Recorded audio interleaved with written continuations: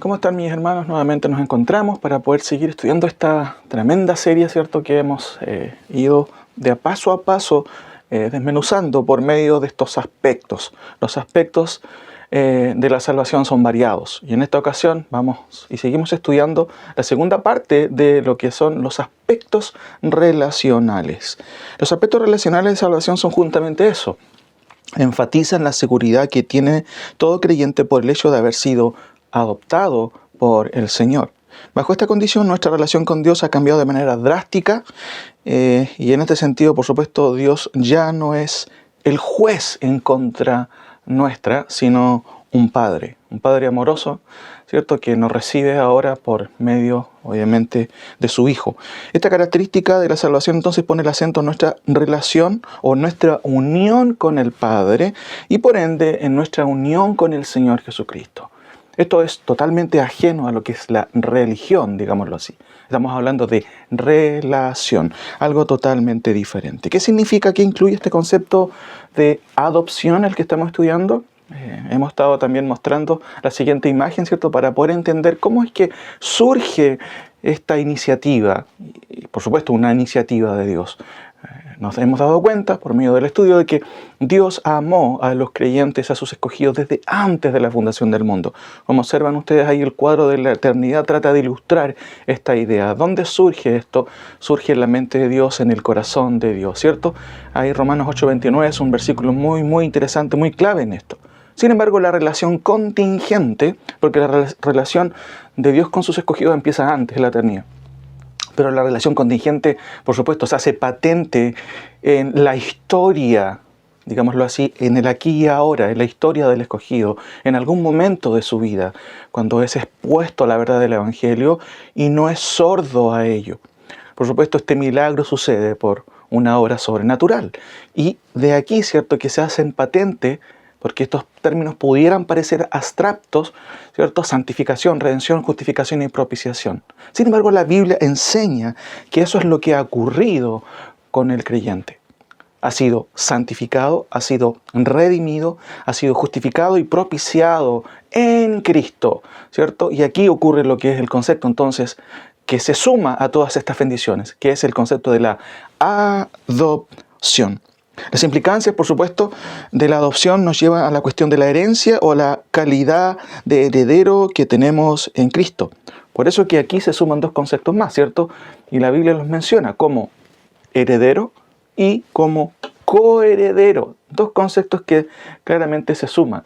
Ahora, como dije, las implicancias de la adopción nos llevan a la cuestión de la herencia o a la calidad de ser heredero que tenemos, por supuesto, en Cristo. Tres aspectos de estos últimos veremos en el día de hoy. A saber, Cristo es el heredero divino por excelencia. Esa es la causa de por qué nosotros somos herederos o tenemos esa calidad, podremos heredar algo. Siempre nos recordamos, ¿cierto? Muchas veces las personas reciben herencias porque tienen una relación con el que hereda. Bueno, la única forma de poder heredar bendiciones espirituales es tener una relación con el Señor Jesucristo. ¿Por qué? Porque Él es el heredero, ¿cierto? Máximo o por excelencia. Segunda cosa, el cristiano hereda, por supuesto, su posición a causa de Cristo, ¿cierto? Su posición y en este caso las bendiciones que hereda, valga la redundancia, por ser heredero. Y tercero, veremos el cristiano coheredera las prerrogativas de Cristo. ¿Qué quieren decir estos conceptos? Vamos a verlos también en esta ocasión para que podamos también entender cómo es que su palabra también nos enseña estos conceptos preciosos, ¿cierto?, que devienen de esta salvación. Por eso hemos denominado a esta salvación una salvación tan grande. ¿Qué les parece si oramos antes de seguir? Señor, te doy gracias por tu palabra. A pesar de que tenemos que hacerlo de esta forma, tu palabra corre además, ¿cierto?, por las redes, por estos celulares, si se puede decir, o formas de grabar, y no impiden que tu palabra sea glorificada. Con esa confianza estoy ahora predicando a mis hermanos, exhortando tu palabra, porque sé que ella es viva y eficaz, y por medio aún de este medio llega a mis hermanos. Gracias, Señor, porque tenemos tu palabra y podemos estudiarla, saber qué somos en Cristo y qué hemos obtenido por medio de tus bendiciones para con nosotros. Ayúdame a mí y a mis hermanos a que entendamos tu palabra en esta hora. En el nombre de Jesús. Amén. Bueno, 3 conceptos que veremos en esta ocasión, como ya les mencioné. Vamos con el primero entonces. Cristo es el heredero divino por excelencia. El Nuevo Testamento, hermanos, subraya esta verdad de varias maneras. Y si no fuera así, por supuesto, los creyentes no tendríamos nada aparte de Cristo. Por ello, la relación que tengamos con Él es vital para poder disfrutar justamente de todo lo que Dios nos ha dado en unión con Cristo. Fuera de Cristo no tenemos nada. Por eso, si usted no tiene un vínculo con el Señor, queda de hecho excluido de todas las bendiciones. No sirven aquí primos, si podríamos usar el concepto. Simplemente quienes reciben las herencias y las bendiciones son los que tienen la calidad de hijo. Por eso el mensaje del Nuevo Testamento es urgente para el que oye la palabra del Señor. Jesús mismo dijo, después que Juan fue cancelado, Jesús vino a Galilea predicando el evangelio del reino, diciendo, el tiempo se ha cumplido, el reino de Dios se ha acercado, arrepentíos y creed en el evangelio. La única forma de que usted pueda ser parte de estas bendiciones, por supuesto, es creyendo en el evangelio, creyendo en la persona de Cristo y en el mensaje también que comporta, por supuesto, el Señor Jesucristo. Ahora bien, notemos en qué sentido Cristo es heredero, las bases de toda nuestra posición en Él. Acompáñenme por favor en Mateo 21, 33 al 40. Mateo 21, 33 al 40. Cristo es el heredero de la viña. Y en este contexto, en este pasaje, la viña es Israel. ¿Cuál es la connotación de esto? Déjenme leerles este pequeño trozo de la palabra para que notemos algunas cosas que son importantes. Oíd otra parábola. Hubo un hombre, padre de familia, el cual plantó una viña, la cercó de vallado, cavó en ella un lagar, edificó una torre y arrendó a unos labradores y se fue lejos. Y cuando se acercó el tiempo de los frutos, envió sus siervos a los labradores para que recibiesen sus frutos. Mas los labradores, tomando a los siervos, a uno golpearon, a otro mataron y a otro apedrearon. Envió de nuevo otros siervos, más que los primeros, e hicieron con ellos de la misma manera. Finalmente, les envió su hijo, diciendo, tendrá respeto de mi hijo. Mas los labradores, cuando vieron al hijo, dijeron entre sí, este es el heredero, venid, matémosle y apoderémonos de su heredad. Y tomándole, le echaron fuera de la viña y le mataron. Cuando venga pues el Señor de la viña, ¿qué hará a aquellos labradores? Le dijeron, a los malos destruirá sin misericordia y arrendará su viña a otros labradores que le paguen el fruto de su tiempo. 42. Jesús, ¿cierto? Baja esta parábola ahora el sentido, ¿cierto? Correcto. Jesús le dijo, ¿nunca leíste en las Escrituras?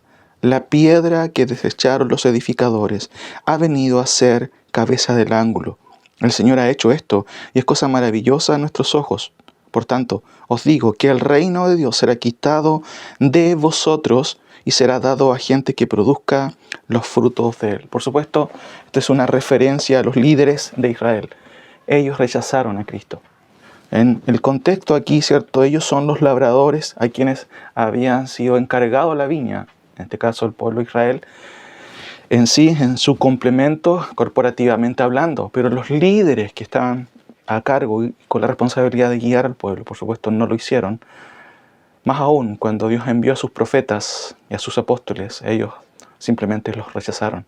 Aún cuando vino Cristo mismo, por supuesto, terminaron crucificándole. Ahora, hermanos, esto es importante entenderlo. Dice el versículo, en el versículo justamente 39 y 40. Y tomándole le echaron fuera de la viña y mataron. Cuando venga pues el Señor de la viña. ¿Quién es el Señor de la viña? Por supuesto es el Señor. Y hay una pregunta. ¿Qué hará con aquellos labradores? Esto es importante entenderlo. Cristo es el heredero de la viña. Y en este contexto, ¿cierto? Claramente se deja ver que Dios ha dado estas prerrogativas, por supuesto, a su Hijo. Él es el dueño, por supuesto, no solamente de todo, sino específicamente también de su pueblo, de la viña. Ahora, una segunda cosa que podemos ver aquí en Mateo 21:43. Cristo es el heredero del reino venidero. Noten qué interesante lo que dice el versículo 43. Por tanto, os digo que el reino de Dios será quitado de vosotros y será dado a gente que produzca los frutos de él. Por supuesto que hay un reino venidero. Ese reino reinará, por supuesto, el Señor Jesucristo en cumplimiento con todas las profecías que notamos en el Antiguo Testamento. También el Nuevo Testamento hace alusión a este reino como el reino milenial de Cristo en Apocalipsis capítulo 20. Ahora, habitualmente, por supuesto, este versículo muchas veces se toma para anular justamente lo que le corresponde al pueblo de Israel. Algunos, ¿cierto?, han llegado a decir que Israel fue reemplazado por la iglesia. Sin embargo, eso no es una doctrina escrituraria. Básicamente es el fruto de una estructura, ¿cierto?, ajena a la escritura. Este versículo no muestra aquello. Al parecer pudiera, ¿cierto?, sugerirlo. Notemos otra vez, ¿cómo es que el Nuevo Testamento resalta esto y al mismo tiempo, ¿cierto?, la prerrogativa de Cristo? Noten, por tanto digo que el reino de Dios, ¿cierto?, será quitado de vosotros. Y en el contexto, no solamente el contexto anterior, ¿cierto?, en los capítulos 20, 21, notamos que a quien se tiene en mente, ¿cierto?, es a los labradores y específicamente a los fariseos, a los escribas. De hecho, en el capítulo 22 nuevamente se vuelve a repetir esta parábola, ¿cierto?, o el sentido de la parábola de lo que es la viña, ¿cierto? Se vuelve de una u otra manera a recalcar que estos hombres, ¿cierto?, específicamente los líderes de Israel, rechazaron a Israel. Si usted se adelanta al versículo 23, claramente esto ya se hace más objetivo. Jesucristo dedica, de hecho, todo este capítulo para criticar, para refutar, para exhortar y diríamos para lapidar quizás a quienes tratan el contexto como escribas y fariseos hipócritas, ¿cierto?, necios y ciegos. Y eso es obviamente una palabra específicamente dada para ellos. Si volvemos al versículo 43, dice, por tanto os digo que el reino de Dios será quitado de vosotros y será dado a gente que produzca los frutos de él. Noten que se contraponen personas, no instituciones. No se está contraponiendo Israel versus la iglesia, sino se está, ¿cierto?, contraponiendo a personas malvadas, incrédulas, versus a otra gente, personas, por supuesto, crédulas o personas que van a creer en el Señor. Y justamente los primeros creyentes fueron judíos. No se está excluyéndolos a ellos, ni mucho menos a Israel. Y esto es importante entenderlo, porque Cristo es el heredero del reino venidero, que viene también a restaurar a su pueblo Israel, y con ello también a hacer partícipe a quienes también no somos israelitas, sino simplemente somos el concepto bastante común en el Nuevo Testamento, gentiles. Gentiles salvados, por supuesto, por la gracia del Señor. Ahora, tercera cosa que es importante entender. De acuerdo al autor de Hebreos, ¿cierto?, Cristo es heredero de todo. Acompáñenme, por favor, brevemente a este pasaje, a esta epístola hermosa, que también de hecho hemos estudiado. Hebreos capítulo 1. Noten qué interesante, qué claridad, o con qué claridad el autor está subrayando este concepto. Dios, habiendo hablado muchas veces y de muchas maneras en otro tiempo a los padres por los profetas, en estos postreros días nos ha hablado por el Hijo. ¿Quién es el Hijo? Dice el autor, a quien constituyó heredero de todo y por quien asimismo hizo el universo. Claramente esta introducción es tremenda.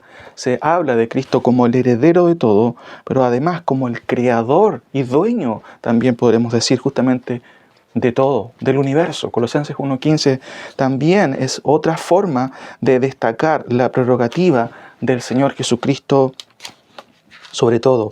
Noten cómo Pablo también ahí dice, Él es la imagen del Dios invisible, el primogénito de toda creación, porque en Él fueron creadas todas las cosas, las que hay en los cielos y las que hay en la tierra, visibles e invisibles, sean tronos o sean dominios, sean principados o sean potestades. Todo fue creado por medio de Él y para Él.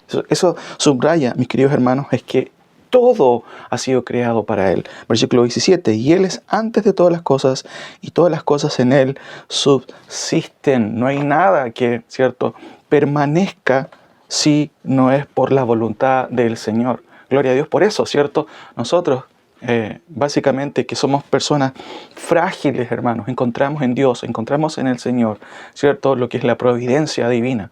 En Él vivimos, en Él nos movemos, y en Él, ¿cierto?, podemos decir claramente que Dios nos sostiene día a día.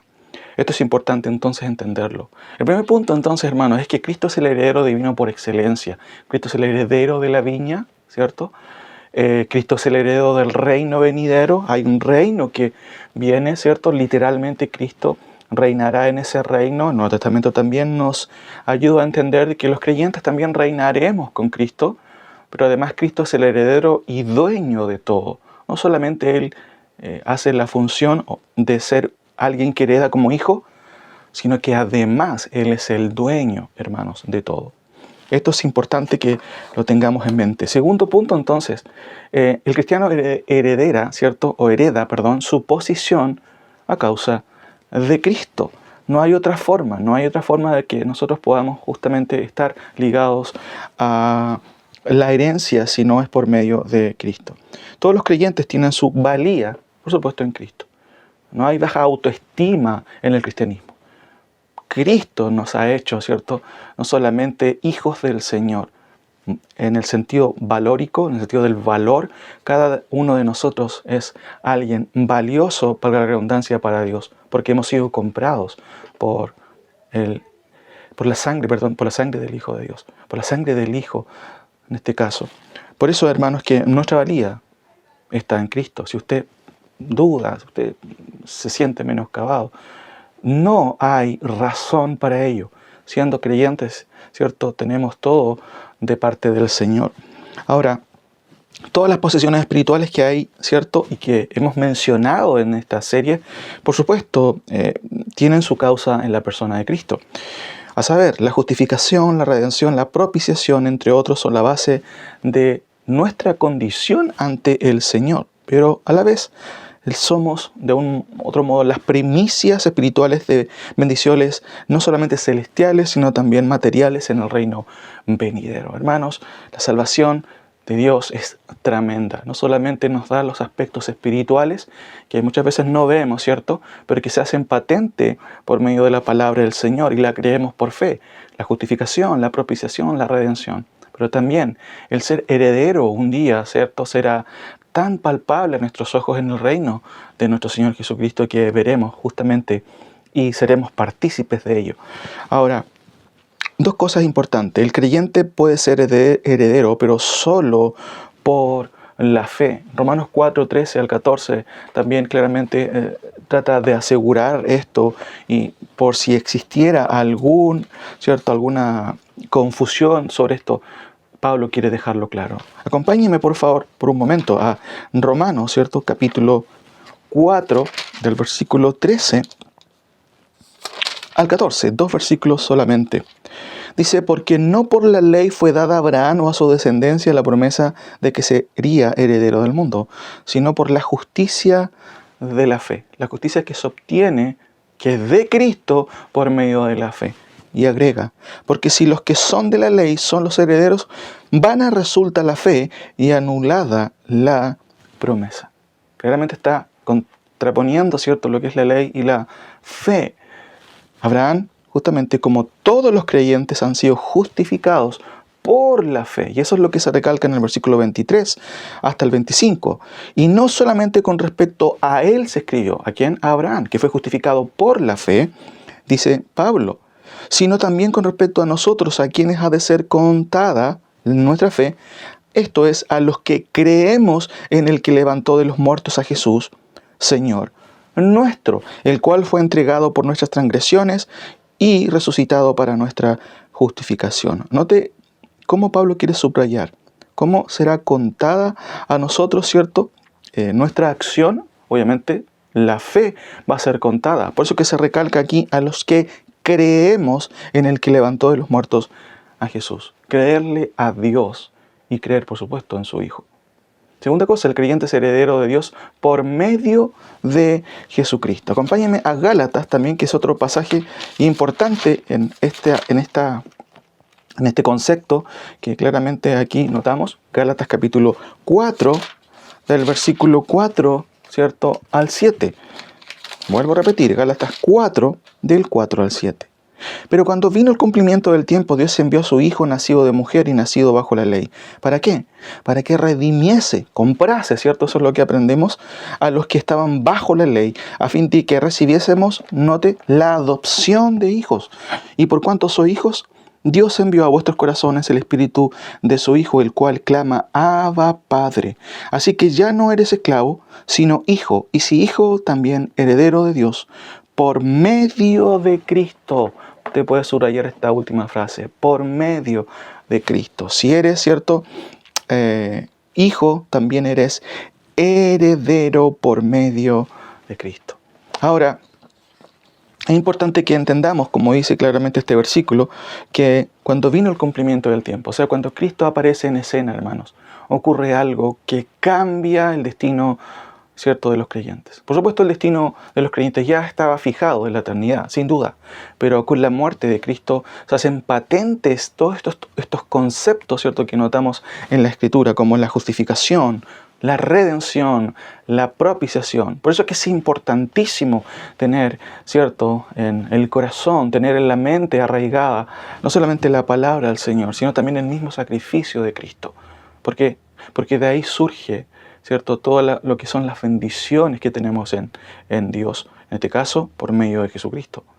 Ahora, en la obra de la cruz, como ya dije, se hace en efectivo en su totalidad, como notamos, ¿cierto?, lo siguiente: la redención, la adopción, que significa eso, la condición de ser hijos de Dios, la morada del Espíritu, ¿cierto? Recuerden que aquí, de hecho, Pablo está recalcándolo.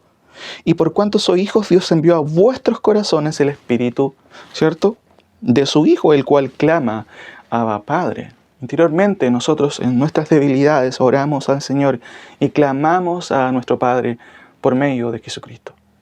Y eso obviamente tiene que ver también con la herencia que tenemos como creyentes, la morada concreta del Espíritu Santo morando en nuestras vidas. También, ¿cierto?, en la cruz se hace en efectiva lo que es la liberación. Noten el versículo 7, así que ya no eres esclavo. Tú no necesitas, ¿cierto?, de que las personas te anden liberando, los líderes o los pastores te anden liberando. Cristo, cuando entra a tu vida, ya te libera de una vez por todas. Y eso es lo que tenemos, por supuesto, en Cristo. Y por supuesto también, noten cómo finaliza. Así que ya no eres esclavo, sino hijo, y si hijo, también heredero de Dios por medio de Cristo. Esto también es otra forma de llamar a esto, por supuesto, la doctrina de la adopción. Dios nos ha adoptado en este sentido. Ahora, vamos con lo tercero. El cristiano coheredera las prerrogativas de Cristo. ¿Qué significa esto? ¿Cierto? Muy interesante. Una cosa es ser heredero, ¿cierto? Y eso tiene que ver justamente con quien recibe una herencia, con quien recibe, ¿cierto?, por estar en una relación directa con el que hereda, ¿cierto?, las bendiciones que en este caso Dios nos da. La única forma de poder heredar, vuelvo a insistir, es tener una relación con el que hereda, en este caso con el Señor Jesucristo. Por eso estamos viendo aquí, recalcando la importancia de los aspectos relacionales, no los aspectos de la religión, sino de la relación. ¿Está usted en unión con Cristo? ¿Tiene una relación con el Señor clara, que se evidencia realmente? Cualquiera podría, ¿cierto?, considerar, o no, Él es un heredero del Señor. Ahora, en tercer punto, notamos un avance en esto. El cristiano, además de ser heredero de Cristo, ¿cierto?, o heredero con Cristo, también es coheredero, ¿cierto? Pero también coheredera las prerrogativas que tiene solamente Cristo. Somos coherederos por medio de Cristo, ya lo dijimos, y por causa de la perfección de Cristo. Ahora bien, coheredero implica aquí la participación legal, ¿cierto?, en aquellos aspectos que le son propios a Cristo como el dueño y como el rey. Recuerden que Cristo, ¿cierto?, claramente, no solamente en el Antiguo, sino en el Nuevo Testamento, recalca esta realidad. El rey venidero, el rey que viene, ¿cierto?, hará partícipes también a todos quienes son, obviamente, sus hijos y quienes están en una relación con Él. Ahora, hay otros aspectos también que se mencionan aquí y que tienen que ver justamente con este concepto. El término coheredero significa participante en común. La palabra co, ¿cierto?, tiene esa idea de igualdad. De allí la idea de coheredero, ¿cierto? O, como ya dije, participante en común. El Nuevo Testamento usa 4 veces, ¿cierto?, este concepto en el sentido de igualdad espiritual. Como ven, la desigualdad se soluciona en Cristo, no en el Senado, ¿cierto? Quien es liberado por el Señor, obviamente tiene una igualdad que es incomparable, ¿cierto? Igualdad en el sentido, ¿cierto?, espiritual, por supuesto. Y eso, por supuesto, también tiene implicancias en esta vida. No andamos persiguiendo, ¿cierto?, que el Estado o que la sociedad nos dé cierta categoría. En Cristo tenemos la mejor categoría que podemos tener. Por eso vuelvo a repetir, ¿tiene usted una relación con el Señor? No estoy hablando si cree en Cristo simplemente, sino si hay una relación con nuestro Señor. Eso es lo que se destaca constantemente en la Escritura. Hebreos 11:9, ¿cierto? Dice lo siguiente, pueden buscarlo también en sus Biblias. Se mencionan ahí a Isaac y a Jacob, ¿cierto?, que son israelitas, como coherederos de la misma promesa que se le dio a Abraham, ¿cierto? Recuerden que Abraham no era un israelita. Y esto es muy importante. ¿Qué se destaca aquí? Este concepto. No solamente de ser heredero, sino de coheredero en igualdad. Isaac, Jacob y Abraham. Por supuesto, dentro de lo que es el concepto judío, el concepto hebreo, hay una especie, ¿cierto?, de escalafón. Abraham es superior en cierto sentido. Pero espiritualmente hablando, tanto Isaac, Jacob, son coherederos junto a Abraham, coiguales. No hay una diferencia ahí. Ahora, acompáñenme a Efesios capítulo 3, por favor. 6. Efesios capítulo 3, versículo 6. Este versículo es muy interesante. Menciona también esta idea, este concepto de ser coheredero. Efesios capítulo 3, versículo 6. Voy a leerlo del versículo 1 al 6 para que entendamos la idea.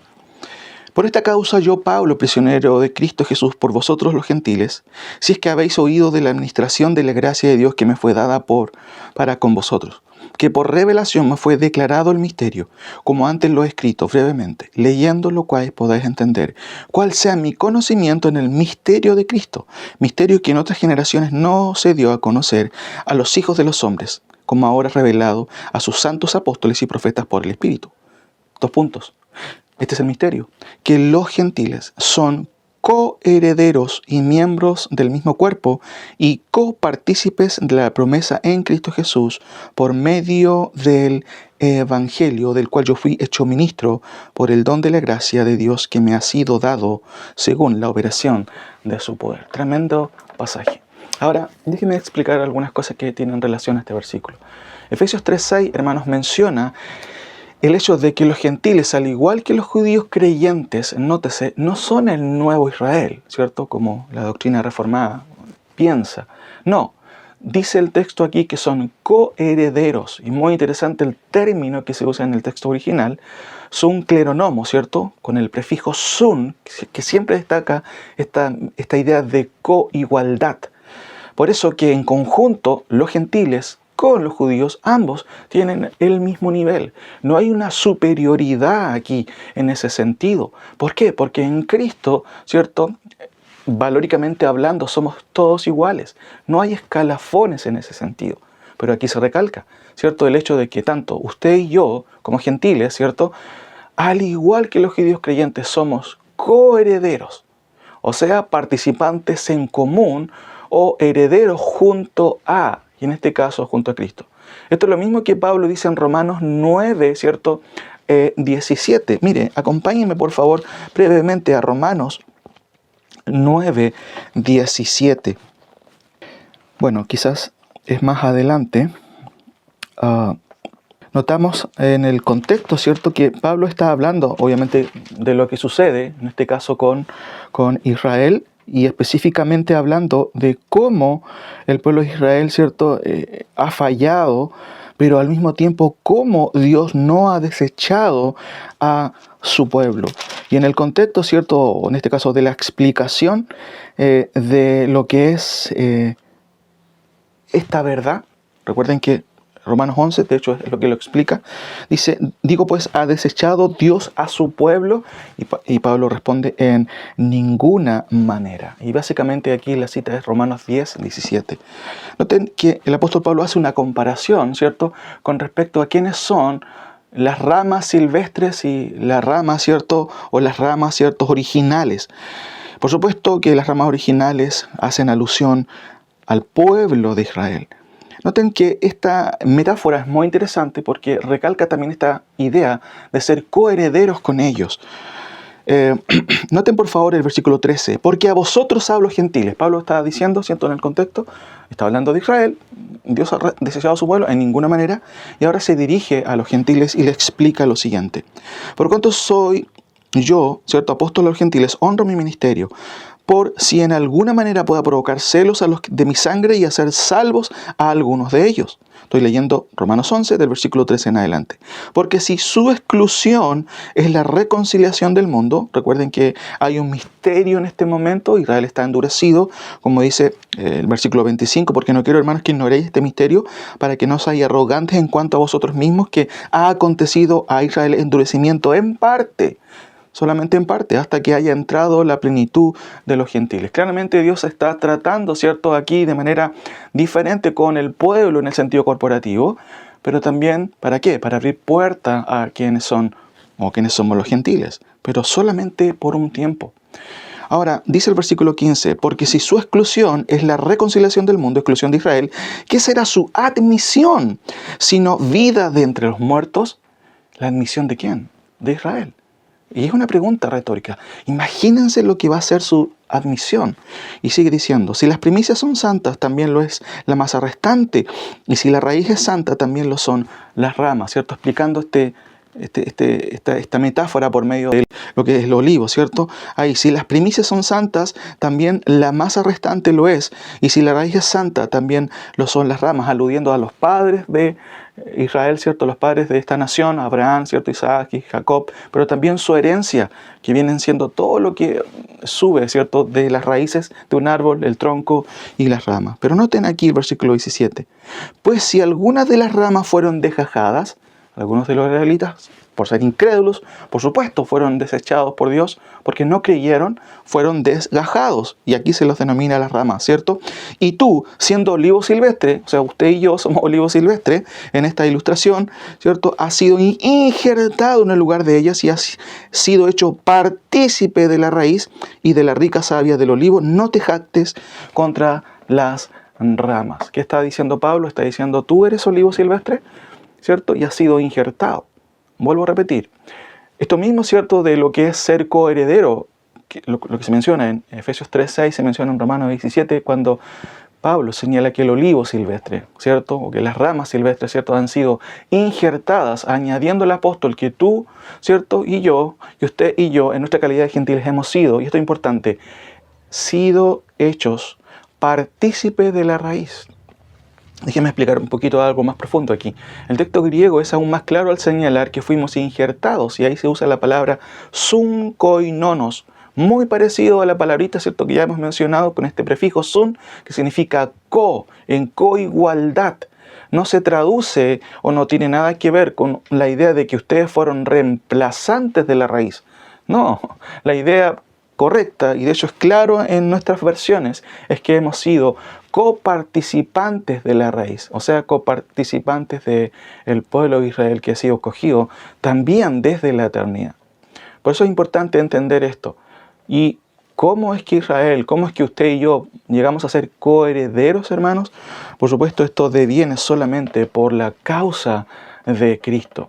Ahora, noten por favor lo siguiente, 1 de Pedro 3:7 también expande esta idea y por alguna razón el apóstol Pedro quiere recalcar este concepto, pero llevándolo a otro plano. 1 de Pedro 3:7, por favor acompáñenme ahí por un momento. 1 de Pedro, ¿cierto?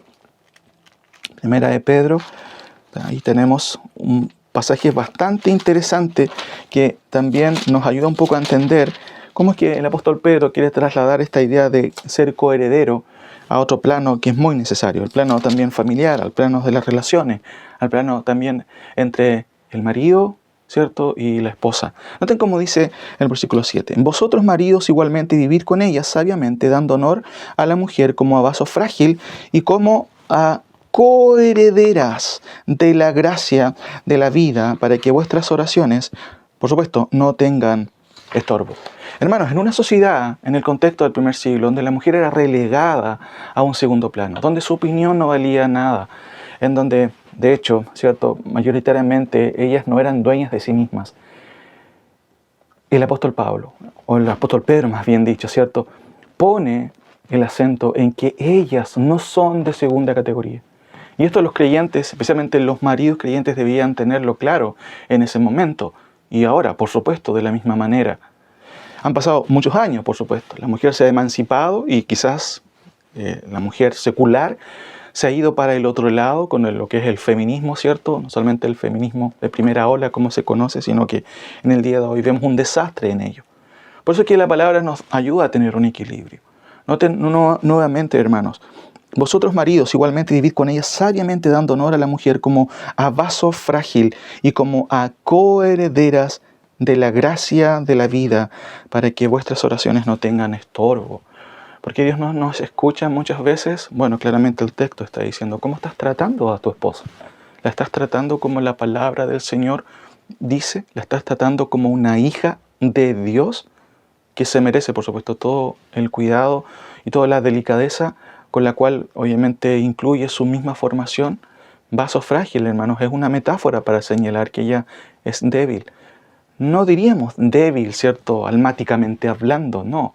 Quizás más frágil que el hombre por su contextura. Muchas mujeres son fuertes interiormente, a veces mucho más que los hombres, pero físicamente, ¿cierto? Y también, por supuesto, en algún sentido también son más frágiles. Los hombres debemos de cuidar de ellas. Cuesta a veces, ¿cierto?, como tomar esta figura, ¿cierto?, cuando a veces en una relación a veces hay asperezas. Pero hermanos, no nos olvidemos de esto.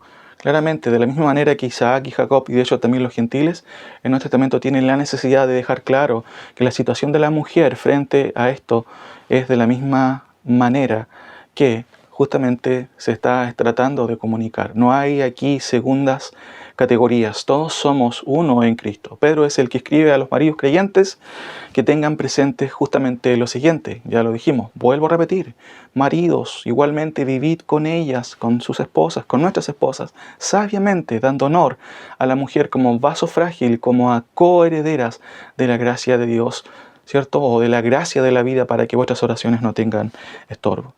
Ahora, como ya dijimos, hermanos queridos, Cristo, ¿cierto? O el cristiano coheredera la prerrogativa, ¿cierto?, de Cristo.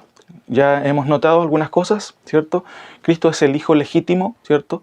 En este sentido, el heredero por excelencia. Ahora, ¿quiénes tenemos una relación con el Señor?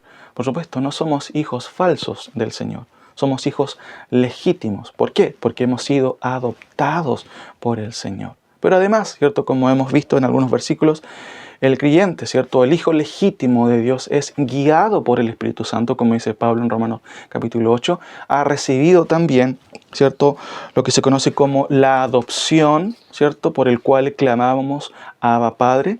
El Espíritu Santo además le da testimonio de que es legítimamente un hijo de Dios, y siendo hijo es heredero, pero además, como se resalta justamente en el pasaje de Romanos, somos coherederos con Cristo. Romanos 8, 14 al 17. Noten cómo dice Pablo ahí. Porque todos los que son guiados por el Espíritu de Dios, estos son hijos de Dios. Ahí tenemos el primer concepto, ¿cierto? Un hijo de Dios legítimo no solo ha sido adoptado, además es guiado por el Espíritu Santo. Sigue diciendo Pablo. Pues no habéis recibido el espíritu de esclavitud para estar otra vez en temor, sino que habéis recibido el espíritu de adopción, por el cual clamamos a Abba Padre.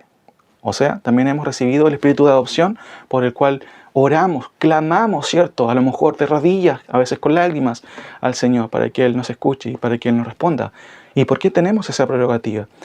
es porque somos hijos de Dios y coheredamos, ¿cierto?, las prerrogativas también de Cristo como hijo. Nosotros también somos hijos de Dios y en ese sentido necesitamos, por supuesto, de la asistencia de nuestro Padre. Por eso que también el creyente puede orar diciendo, Abba Padre, ¿cierto? Esta expresión que algunos entienden que significa también la idea de orar, ¿cierto?, como a Dios como papito, ¿cierto?, como Padre, algo más cercano en ese sentido.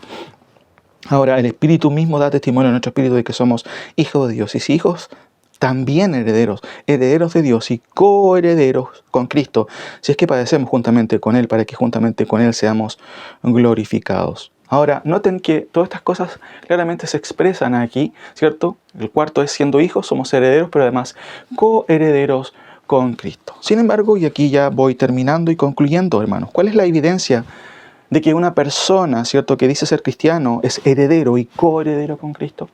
Una cosa, ¿cierto?, es ser creyente. Mucha gente es creyente y a lo mejor nominalmente es creyente.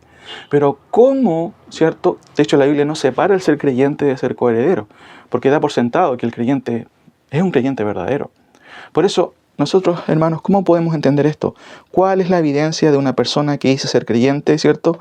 Al mismo tiempo, ¿cierto?, da su evidencia de que es heredero y coheredero. ¿Es usted un heredero del Señor? En este caso, ¿puede decir yo voy a heredar estas bendiciones de parte del Señor? ¿Puede decir somos coherederos? Note muy bien lo que dice el versículo 17 de Romanos capítulo 8, el pasaje último que estuvimos leyendo. Y si hijos, también herederos. Da por sentado, si tú eres hijo, si yo soy hijo, somos herederos. No te quepa la menor duda, ¿cierto? Un creyente no está dudando constantemente. ¿Por qué? Porque su palabra, hermanos, es clara en ese sentido. Romanos 8:17. Y si hijos, también herederos, herederos de Dios y coherederos con Cristo. Pero aquí hay una condicionante. La frase condicional termina diciendo, si es que padecemos juntamente con Él, para que juntamente con Él seamos glorificados. ¡Wow! ¡Qué tremenda frase, hermano! Si juntamente padecemos con Él ahora, pero en el futuro, ¿cierto? Dice el versículo, para que juntamente con Él seamos glorificados, que es, ¿cierto?, el aspecto escatológico, ¿cierto?, que trataremos y que en los futuros temas, con respecto, ¿cierto?, a nuestra relación con el Señor. Si es que padecemos. Hermano, esto se hizo patente en el primer siglo, porque todos los creyentes en el primer siglo fueron perseguidos, la mayoría fue perseguido. En el día de hoy, quizás nosotros no tenemos una persecución directa, pero hermanos, cada vez que vivimos la verdad del Evangelio, siempre vamos a tener hostilidad. Hostilidad del medio en donde nos movemos, hostilidad de personas que, por supuesto, van a rechazar nuestra forma de pensar, nuestra moralidad arcaica, muchos dicen, ¿cierto? Y en ese sentido, cuando vivimos de verdad la fe cristiana, vamos a tener problemas. Por eso, si tú no tienes ni un problema y vives como cualquier otra persona, lo más probable es que a lo mejor, quizás, tú no seas un verdadero creyente. Todo creyente tiene dificultades. Todo creyente padece por la causa de Cristo. Todo creyente sufre por la obra también. De una u otra manera, aunque no esté involucrado, ¿cierto?, en el sentido ministerial, también lleva una carga, un peso por la obra, porque es la obra del Señor, porque es la obra de Cristo. Hermanos, si es que está de una u otra manera poniendo la condición para que, de hecho, no nos equivoquemos. Por eso es importante notar nuevamente el versículo, y lo vuelvo a leer. Si hijos, también herederos, y herederos de Dios y coherederos con Cristo. Pero si es que padecemos juntamente con Él, para que juntamente con Él seamos glorificados. Pablo establece una condicionante en el texto, claramente. Si es que tal condicionante no está aquí, para que hagamos actos, ¿cierto?, de contrición antibíblico. Tengo que portarme bien, tengo que andar de rodillas, ¿cierto? Tengo que hacer A, B, C situación. No, hermanos, este versículo básicamente, ¿cierto?, es lo contrario. Padecer juntamente con Él es paralelo a ser coheredero. Y padecer juntamente con Cristo incluye una serie de cuestiones que son propias del creyente verdadero. No me refiero aquí a ser echado, ¿cierto?, en el Coliseo romano, como pasó con los creyentes del primer siglo, muchos de ellos, sino hay cuestiones más cercanas que podemos mencionar. Y con esto voy terminando. Ser heredero, hermanos, de Cristo también implica pagar un precio por seguir a Cristo. ¿Qué precio estás pagando tú? ¿Cuáles son tus sufrimientos? ¿Realmente estás sufriendo por seguir a Cristo? ¿Estás sufriendo por cuestiones que no tienen nada que ver con la fe? Pagar un precio en mis prioridades. Por supuesto que Cristo no va a ser en un segundo lugar. Él mismo lo estableció. Si alguno quiere venir a mí, en pos de mí, niéguese a sí mismo, tome su cruz y sígame. Si Cristo no es el primero en tu vida, entonces no sirve. Tú, ¿cierto? Simplemente no puedes, ¿cierto?, pretender heredar o ser un coheredero con Cristo. Cristo pide siempre el primer lugar. Y en ese sentido, por supuesto, la palabra es bastante clara. Si alguno quiere venir en pos de mí, niéguese a sí mismo, tome su cruz y sígame. Tercero, pagar un precio por la obra. Hermanos, todos los creyentes verdaderos sienten el peso de la obra y pagan un precio por la obra, sostienen la obra. Hay ministros que sostener, pastores que sostener, ¿cierto? Hablamos en este sentido de que alguien se ocupe de la obra en un sentido de tiempo completo, ¿cierto? Siempre es necesario, sin duda. Siempre es necesario, paralelamente con otros siervos que también trabajan quizás, pero a medio tiempo. Pero hay un precio que se paga. Cuando uno lleva cierta edad, cierto tiempo en el Evangelio, uno va entendiendo que la obra también necesita sostenerse. Mencionamos varias cosas en relación a que si hijos también herederos y coherederos con Cristo, si es que padecemos juntamente con Él. Y esta frase de padecer junto con Él, por supuesto, tiene que ver justamente con esto, con pagar precios. Vuelvo a repetir, pagar un precio por seguir a Cristo. ¿Lo estás pagando? Pagar un precio, ¿cierto?, con respecto a tus prioridades. Cristo es primer lugar en tu vida. Pagar un precio por la obra. Pagar un precio, ¿cierto?, en la fe frente al mundo. ¿El mundo sabe, reconoce que tú eres un creyente? ¿O simplemente, básicamente, no te defines? ¿O básicamente la gente no te distingue de los demás? Pagar un precio por la doctrina cristiana. Algo que en el día de hoy como que se pierde, ¿cierto? Parece que a los cristianos contemporáneos del siglo XXI parece que no les importa la doctrina. No, la doctrina divide, el amor une. Por supuesto que la doctrina divide y Cristo hace y subraya claramente en el texto, de una u otra manera, los apóstoles, la importancia de la doctrina. Has pagado un precio, ¿cierto?, por la sana doctrina. Pagar un precio también por la expansión del Evangelio. ¿De qué forma tú estás ayudando a que otros conozcan de Cristo? ¿De qué forma? Quizás no necesariamente tienes que ir a otro país, sino involucrarte concretamente en lo que son la evangelización local de una iglesia, apoyar, orar también. Sin duda, sentir ese precio, hermanos queridos. La glorificación, por supuesto, es el último aspecto de esta adopción. No obstante, una manera de saber si usted realmente va a participar de este último glorioso evento es la manera en que usted está participando hoy y cómo está pagando un precio por la fe en Cristo. Los aspectos relacionales de la salvación, hermanos, son justamente eso. Enfatizan la seguridad que tiene un creyente por el hecho de haber sido adoptado por el Señor. Y bajo esta condición, nuestra relación con Dios no ha cambiado, ¿cierto?, en ese sentido. O sea, Él no nos ha abandonado y nunca nos va a abandonar. Somos hijos de Él y nadie nos va a arrebatar de su mano. Pero al mismo tiempo hay un cambio, porque Dios ya no nos ha mirado y no nos mira más como un juez, sino nos mira a través de su Hijo como justamente a personas que han sido salvas por la sangre del Señor. En este sentido, Dios, como dije, ya no nos mira como un juez, sino como un padre. Y esta es la característica que tienen todos los creyentes que han puesto su fe en el Salvador. De aquí que, por supuesto, no todos son hijos de Dios, como explicábamos al principio. Dijimos que hay criaturas de Dios, sin duda, pero el Nuevo Testamento deja establecido que hay hijos de Dios, que es algo muy diferente a ser una criatura, vale la redundancia, creado por Dios. Hijos espirituales de quien es el príncipe, ¿cierto?, de este mundo, ¿cierto?, que es Satanás. Simplemente tienen la categoría de ser criaturas simplemente de Dios. Pero hijos de Dios solamente son aquellos que han sido adoptados por el Señor. 1 Juan 3 dice, mirad cuál amor nos ha dado el Padre para que seamos llamados hijos de Dios. Por esto el mundo no nos conoce, porque no le conoció a Él. Juan también recalca esta hostilidad propia que va a haber, ¿cierto?, y que van a sentir y que van a experimentar los verdaderos hijos de Dios. Déjeme terminar con 4 preguntas para pensar. Manifiesta su vida, ¿cierto? Que sus prioridades, ¿cierto? O en sus prioridades que usted es un heredero de Cristo, un heredero de Dios.